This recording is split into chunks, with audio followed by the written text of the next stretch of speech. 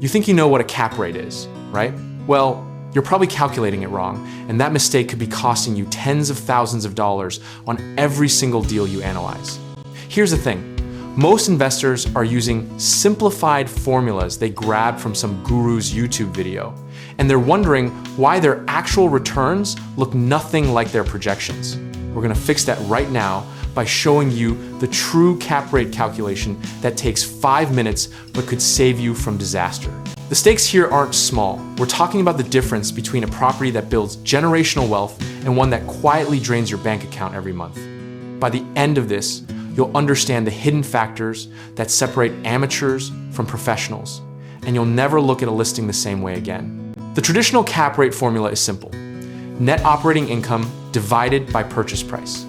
Everyone knows this. It's real estate investing 101, the first thing you learn. But here's where it gets interesting. That formula is a lie, or at least a dangerous oversimplification. The net operating income number that sellers and brokers give you is almost always inflated, optimistic, or based on assumptions that won't survive contact with reality. Let's talk about what they're hiding in that NOI number. First, they're probably using pro forma income, which is a fancy way of saying what we hope the property might make if everything goes perfectly and the tenants are all saints.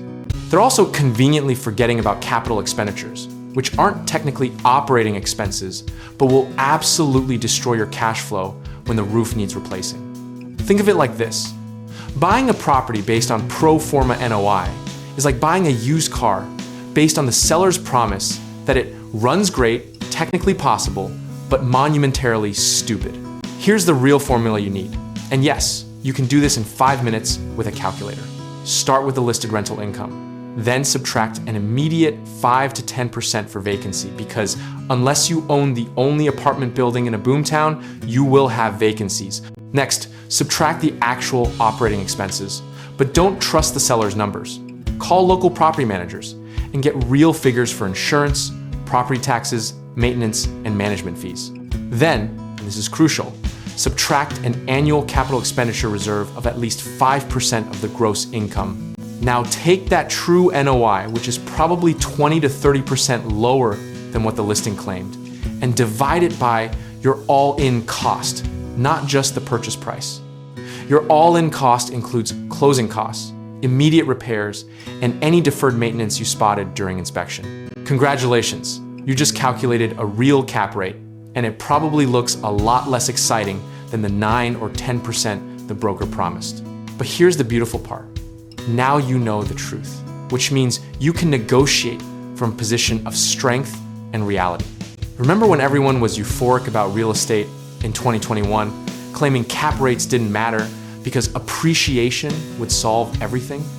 Those people are now stuck with properties that bleed cash every month, desperately waiting for a market recovery that may or may not come. The shift from real estate only goes up to, wait, I actually need cash flow, has been brutal for overleveraged investors. What once seemed like a can't-miss strategy, buying anything with a heartbeat and a mortgage, has revealed itself as a masterclass in confusing a bull market for genius. The psychological whiplash is real. Investors who felt invincible 2 years ago are now questioning every assumption they made.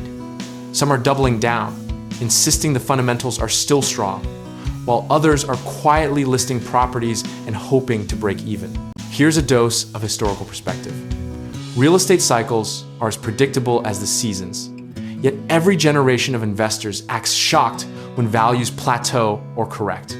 The pattern is always the same: easy money, rising prices, growing confidence, overextension, tightening conditions, panic, and eventually, opportunity. I'll be honest with you, I missed the bottom in 2010 because I was too scared to act. And I overpaid in 2021 because I was too greedy to wait. These mistakes taught me that cap rates aren't just numbers on a spreadsheet, they're reality checks that keep you grounded when everyone else is losing their minds. The smart money right now is doing exactly what we just discussed, calculating true cap rates, ignoring the hype, and buying only deals that make sense today, not in some imaginary future scenario. They're not trying to time the market perfectly. They're just refusing to overpay for mediocre returns.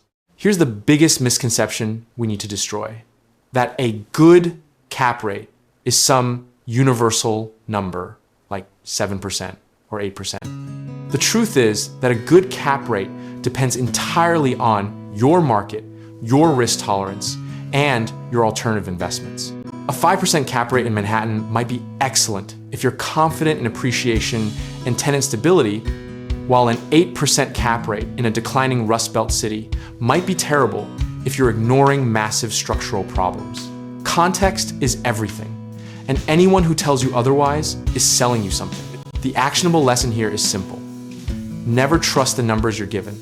Always calculate your own true cap rate and build in buffers for everything that can go wrong. Assume higher vacancies than projected, higher expenses than listed, and lower rents than hoped. When you underwrite conservatively and still find a deal that works, that's when you pounce. When you have to squint and hope and assume everything goes perfectly just to make the numbers work, that's when you walk away. Position sizing matters more than perfect timing.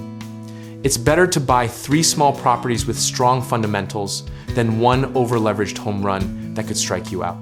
Discipline and patience will always beat conviction and urgency in the long run. At the end of the day, real estate investing is still one of the most reliable wealth-building tools available, especially when you approach it with clear eyes and honest math.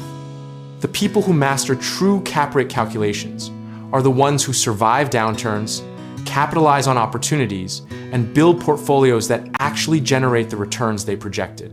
I'm personally comfortable with whatever the market does next because I know my numbers are real, my expectations are grounded, and my strategy doesn't depend on hope or hype. Whether prices rise, fall, or stay flat, I'll be fine, and you will be too if you follow this approach. If you're serious about finding investment properties that actually make sense, head over to www.growthsense.com, our real estate directory where investors can browse residential and commercial investment properties from motivated sellers. You can also list your own investment properties completely free, no hidden fees or gimmicks. It's that simple. A straightforward directory connecting buyers and sellers of investment real estate. Nothing more and nothing less.